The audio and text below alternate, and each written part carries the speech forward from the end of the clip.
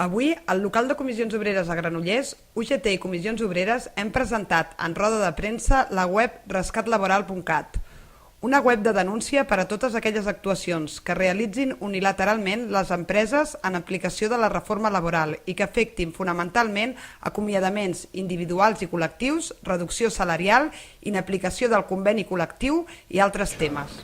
Òscar Riu i Ovidi Huertas han presentat als mitjans de la comarca la web i el funcionament de la mateixa. Ens hem fartat de dir, portarà molt més atur en aquest país, encara molt més del que